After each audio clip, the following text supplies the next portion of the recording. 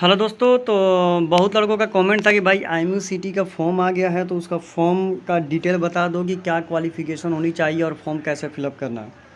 तो form fill up करने का मैं नेक्स्ट वीडियो में बताऊंगा। इसमें मैं पहले प्रोसीजर बता देता हूं कि क्या क्या आपके पास डॉक्यूमेंट होना चाहिए और आपके लिए कौन कौन से चीज़ें इंपॉर्टेंट है। तो उसको पहले हम लोग इसका प्रोस्पेक्टस ध्यान से पढ़ लेते हैं। इंडियन मैरीटाइम यूनिवर्सिटी का जो प्रोस्पेक्टस आया हुआ है, तो चलिए हम लोग इसको ध्यान से इसमें सारी चीज़ें को अच्छा से पढ़ लेते हैं। ठीक है, देखिए, अगर आप बीटेक मैरीन इंजीनियरिंग करना चाहते हैं तो 4 साल का कोर्स है। ये 3 जगह से आप कर सकते हैं, चेन्नई, कोलकाता और मुंबई कैंपस से आपको करना पड़ेगा। ठीक है, उसी तरह बीएससी नॉटिकल साइंस 3 साल का कोर्स है, चेन्नई, कोचिंग, नवी मुंबई से कर सकते हैं। ठीक है, उसके बाद डिप्लोमा इन नॉटिकल साइंस 1 साल का कोर्स है। तो अधिकतर लड़के इन्हीं को चूज करते हैं, तो हम लोग इसी के बारे में डिस्कस करेंगे, ज़्यादातर डीएनएस के बारे में डिस्कस करेंगे।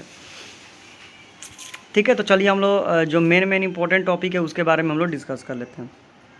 मान लीजिए कि आप बीटेक इन मैरीन इंजीनियरिंग के लिए अप्लाई करना चाहते हैं, तो आपके लिए ये 4 साल का रेसिडेंटियल कोर्स है। तो आपको क्या करना पड़ेगा, तो आपकी जो एलिजिबिलिटी होगी वो 10+2 होनी चाहिए। पीसीएम में एवरेज आपका 60%, यानी फिजिक्स, केमिस्ट्री, मैथ में 60% होना चाहिए, तीनों में मिलाकर। और आपका इंग्लिश सब्जेक्ट में कितना होना चाहिए, तो आपका इंग्लिश सब्जेक्ट में आपका 50% मार्क्स होना चाहिए। तो इससे आपको बीटेक इन मैरीन इंजीनियरिंग में IMU-CT के रैंक के लिए आप फॉर्म फिलअप कर सकते हैं। देखिए, सबसे पहले आप लोग समझ लीजिए कि IMU-CT क्या होता है। जैसे आपको इंजीनियरिंग करना होता है तो आप जेई मेंस और जेई एडवांस का एग्ज़ाम देते हैं, तो जेई मेंस का जो रैंक आता है उसी के अकॉर्डिंग आपको कॉलेज अलॉटमेंट होता है। उसी तरह आपको अगर मर्चेंट नेवी में बीटेक इन मैरीन इंजीनियरिंग करना है तो आपको IMU-CT का एग्ज़ाम देना पड़ेगा। IMU-CT का रैंक आएगा, तो रैंक के हिसाब से ही आपको कॉलेज सेलेक्ट करना पड़ेगा। ठीक है, तो इसीलिए आपको एग्ज़ाम देना पड़ता है। ठीक है, एज की बात करें तो यहाँ पर इन्होंने क्लियरली मेंशन किया हुआ है कि मेल के लिए जो आपकी मैक्सिमम एज है वो 25 साल ही होनी चाहिए। अगर आप ओबीसी से हैं तो 28 साल, अगर एसटी एससी से हैं तो 30 साल। फीमेल के लिए अगर आप जनरल से हैं तो 27 साल, ओबीसी से हैं तो 3 साल और एसटी एससी से हैं तो 32 साल तक आप फॉर्म फिलअप कर सकते हैं।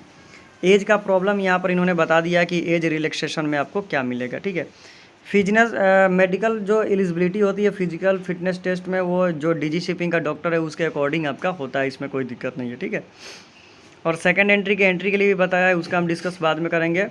बीटेक इन नेवल आर्किटेक्चर है, बीएससी नॉटिकल साइंस है, ये आप देख सकते हैं। हम लोग डिप्लोमा इन नॉटिकल साइंस का ही देख लेते हैं जो इंपॉर्टेंट है। ठीक है, क्योंकि बहुत लड़कों का कन्फ्यूजन इसी में होता है। तो मान लीजिए कि अगर आप 1 साल का डीएनएस कोर्स करना चाहते हैं तो आपकी जो क्वालिफिकेशन होना चाहिए वो 10+2 और पीसीए में 60% होना चाहिए। ठीक है, पीसीए में यानी फिजिक्स, केमिस्ट्री, मैथ में 60% होना चाहिए और इंग्लिश में आपका सेपरेट 50 नंबर यानी 50% होना चाहिए, तब आप इसके लिए एलिजिबल हैं, आप फॉर्म फिलअप कर सकते हैं। ठीक है, और एज की बात कर लें तो सेम वही है। अगर आप मेल कैंडिडेट है और जनरल से हैं तो 25 साल मैक्सिमम होना चाहिए, और ओबीसी से हैं तो 28 साल, एसटी/एससी से हैं तो 30 साल, और फीमेल के लिए भी थोड़ा सा छूट इसमें मिला है।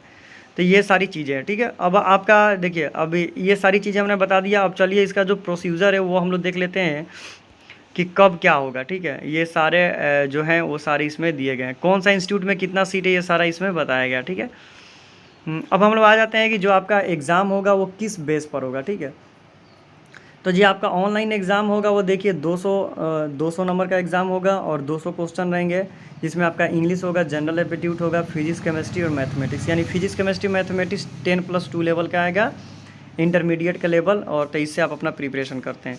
सिलेबस की बात करें तो ये किसके लिए है, तो ये बीएससी नॉटिकल साइंस डिप्लोमा के लिए ये सारी चीज़ें हैं। ठीक है, ये बीबीए के लिए है तो इसको हमको नहीं देखना है। ठीक है, अब आ जाते हैं दोस्तों एग्ज़ाम सेंटर के बारे में। ठीक है, कि अब देखिए इन्होंने यही बोला है कि जब आप कल क्वालिफाई करेंगे तो जो IMU-CT का रैंक मिलेगा उसके अकॉर्डिंग आपका एडमिशन होगा। ठीक है, एग्ज़ाम फीस की हम लोग बात कर ले तो अगर आप डीएनएस या डिप्लोमा इन नॉटिकल साइंस या बीटेक इन मरीन इंजीनियरिंग या बीएससी नॉटिकल साइंस करना चाहते हैं तो एग्जामिनेशन फ़ी आपको 1000 रुपये जनरल के लिए और ओबीसी लिए कैंडिडेट के लिए। अगर एसटी/एससी से आप बिलोंग करते हैं तो आपको 700 रुपये एग्जामिनेशन फ़ी देनी पड़ेगी। ठीक है, और यहाँ पर क्लियरली उन्होंने मेंशन कर दिया है कि आपका जो एग्ज़ाम होगा वो 10 जून को एग्ज़ाम होने वाला है, 11 बजे से लेकर 2 बजे के बीच में ऑनलाइन टेस्ट होगा, कंप्यूटर बेस्ड एग्ज़ाम होगा। आपको जाकर जो आप सेंटर चूज़ करेंगे वहीं पर आपको एग्ज़ाम देना पड़ेगा। तो सेंटर यहाँ पर पूरा इन्होंने दे दिया है, सेंटर आप जहाँ भरना चाहते हैं अपने नियर बाई में सेंटर भर सकते हैं। ठीक है, तो ये पूरा सेंटर है। ठीक है,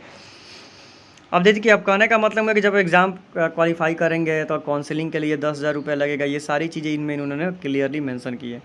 तो जो मेन टॉपिक था देखिए सारी चीज़ इसमें डिटेल में बता दिया गया। ठीक है, कि माने कब क्या होगा, ठीक है।